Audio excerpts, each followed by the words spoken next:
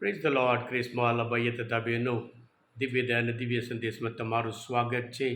જુલાઈ 31મી તારીખ લોયલ અને સંત ઇગ્નાસનો તહેવાર ઉજવીએ છીએ. આ સંદેશ સાંભળ્યા તમારા સૌ માટે અને તમારા પરિવારજનો વિશે પ્રાર્થના કરું છું.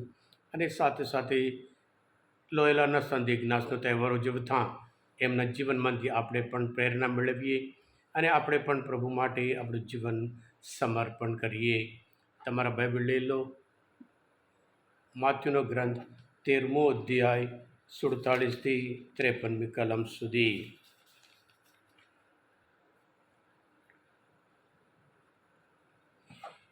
ઈસુએ કહ્યું, ઈશ્વરનું રાજ્ય દરિયામાં નાખેલી મોટી જાળ જેવું છે. તેમાં બધી જાતની માછલીઓ પકડાય છે. તે પૂરેપૂરી ભરાઈ જાય એટલે લોકો તેને બહાર ખેંચી કાઢે છે અને બેસીને સારી માછલીઓ વાસણમાં એકઠી કરે છે અને ખરાબને ફેંકી દે છે. યુગના અંત વખતે પણ એમ જ થશે. દેવદૂતો આવીને સારા માણસમાંથી ખરાબ માણસોને જુદા પાડશે અને તેમને ભડભડતા અગ્નિમાં નાખશે અને ત્યાં રોવાનું અને દાંત પીસવાનું ચાલ્યા કરશે. તમે આ બધું સમજ્યા? ઈસુએ તેમને પૂછ્યું. તેમણે હા કહી. એટલે ઈસુએ કહ્યું, જે કોઈ શાસ્ત્રની ઈશ્વરના રાજ્યનું જ્ઞાન પ્રાપ્ત થાય છે તે પોતાના ભંડારમાંથી નવી અને જૂની વસ્તુઓ કાઢનાર કુટુંબના વડા જેવો છે. આ દૃષ્ટાંત કહી રહ્યા એટલે ઈસુ ત્યાંથી ચાલ્યા ગયા.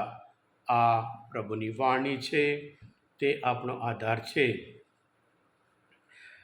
ખ્રિસ્તમાં લભાયતા બહેનો, ઇતિહાસમાં 16મી સદી બહુ મહત્ત્વની સદી છે. જાતના સંશોધન અને સાથે સાથે ખ્રિસ્ત ધર્મના વિરુદ્ધ અને ઘણા બધા એવા સિદ્ધાંત અને એની સામે લડવા માટે ઈશ્વર પોતે એવા મહાન સંતોને મોકલી ધર્મસભાને રક્ષણ કર્યું હતું. એવા મહાન સંત છે લોયલાના સંત ઇગ્નાસ. નાનપણમાં, યુવાનીમાં સામાન્ય રીતે દુનિયાવી જે યુવાનો જીવે છે એવી જ રીતે દુનિયાવી જીવન જીવતા હતા.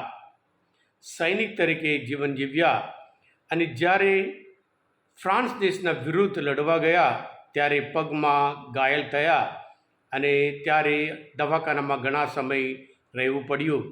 અને ત્યારે કંટાળો આવ્યો એટલે વાંચવા માટે એમને ચોપડીઓમાં આપવામાં આવી. એમાંથી એક તો પ્રભુ ઈસુના જીવનચરિત્ર અને અમુક બીજા તો સંતોના જીવનચરિત્ર. આ વાંચતા એમને પણ લાગ્યું આ બધા લોકો સ્વર્ગમાં જઈ શકે તો પણ પછી હું કેમ નહીં, એમ કરીને એક પ્રતિજ્ઞા લીધી. અને ત્યાર પછી મનરેસા જઈને પોતાની જે તલવાર બધું મૂકી અને ત્યાં એમને કહેવામાં આવે છે માતા મરિયમનું દર્શન મળ્યું હતું અને ત્યાં ને ત્યાં ઘણા દિવસો ઈશ્વરના જે મનનચિંતનમાં સમય કાઢ્યા એમ કહેવામાં આવે છે.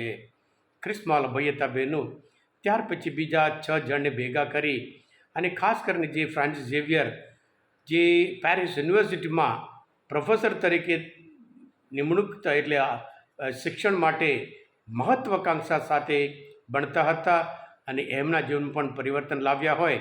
માથ્યુના ગ્રંથમાં 16મો અધ્યાયમાં 26મી કલમમાં કોઈ માણસ આખું જગત જીતે પણ પોતાના આત્મા એક કોઈ બેસે એમાં એક ખાટ્યો છે એમ કરીને ફરી લોયોલા ઇગ્નાસ વચન કહેતા એમના જીવન પણ એટલું મોટું પરિવર્તન. અને 6 જણ સાથે ઈસુ સંઘ એમ કરીને એક મંડળ તેમણે સ્થાપના કરી અને આ પોતે સ્થાપક હતા. એનો મોટો લક્ષ્ય માજીસ એટલે ઈશ્વરના મહિમા અર્થે ગમે તે કરતા હોય એ ઈશ્વરના મહિમા અર્થે કરવાની એમ કરીને એ લક્ષ્ય રાખતા હતા, મોટો રાખતા હતા. એ પ્રમાણે એમનું શિક્ષણ કાર્ય હોય, સમાજ સેવા કાર્યનું હોય કે ધર્મનું કાર્ય હોય, હંમેશા માજીસ એટલે ઈશ્વરના મહિમા અર્થે તેઓ જીવતા. એમના જે સાથીઓ હતા મિત્ર તેઓ પણ.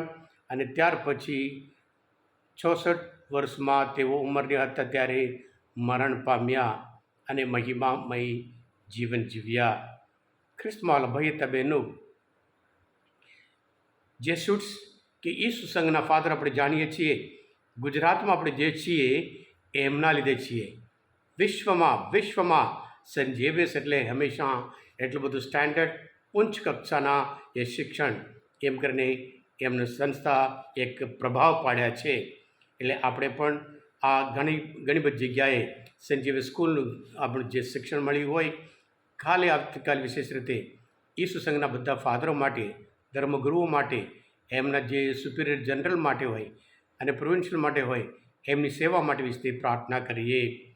અને ક્રિસ્મસ ભાઈએ તમે આજના શુભ સંદેશમાં ઈશ્વરનું રાજ્ય ક્રિસ્મસ ભાઈએ તમેનું નવા કરારમાં 160 વખત આ શબ્દ આવે છે. ઈશ્વરનું રાજ્ય, આકાશનું રાજ્ય, અને માર્ક લુકમાં જ 120 વખત આવે છે. એટલે પ્રભુ ઈશ્વરના રાજ્ય માટે એટલું મહત્ત્વ આપી હતી એ બતાવે છે. એની સ્થાપના ઈશ્વરનું રાજ્ય એટલે જ્યાં પ્રેમ હોય, જ્યાં શાંતિ હોય, જ્યાં આનંદ હોય, જ્યાં સમાનતા હોય, એ ઈશ્વરના રાજ્ય સ્થાપના માટે પ્રભુ ઈસુ કે આ પૃથ્વી ઉપર આવ્યા હતા. અને એના માટે એના મૂલ્ય શું છે શીખવાડ્યા, એનું લક્ષ્ય શું છે, એના કાર્ય શું છે એમ કરીને બધું શીખવાડીને પ્રભુ ઈસુ એના માટે જ મરી ગયા હતા. હા ક્રિસ્મસ ભાઈ હતા બહેનો, પ્રભુ ઈસુ એક વખત આવ્યા ઇતિહાસમાં એ હકીકત, અને એવી જ રીતે ફરી બીજી વખત પણ આવવાના છે, એમ બીજું આગમન થવાનું છે એ પણ હકીકત છે. આપણે બધા જાણીએ છીએ માથીના ગ્રંથમાં 16મો અધ્યાયમાં 27મી કલમમાં, કારણ માનવ પુત્ર તેના પિતાનો મહિમા ધારણ કરીને તેના દેવદૂતો સાથે આવનાર છે, અને ત્યારે દરેક માણસને તેના કાર્યો પ્રમાણે બદલો આપનાર છે. એટલે આજના શુભ સંદેશના થીમ પણ એ છે. આ આપણે બીવડાવવા માટે નહીં, યોગ્ય તૈયારી કરવા માટે. દરરોજ આપણે પ્રભુમય જીવન જીવીએ એટલા માટે, જેથી કરી આપણું જીવન હંમેશા આનંદમય જીવન થાય અને આપણું જીવન હંમેશા શાંતિમય જીવન થાય. એટલા માટે પ્રભુ ઈસુ આજના શુભ સંદેશ દ્વારા અતિ મહત્ત્વનો સંદેશ આપે છે.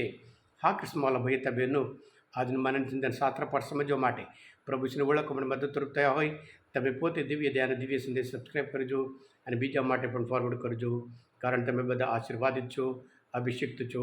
પ્રભુ ઈસુ, હું તમારામાં વિશ્વાસ રાખું છું. પ્રભુ તમારા અંતરમાં વસો.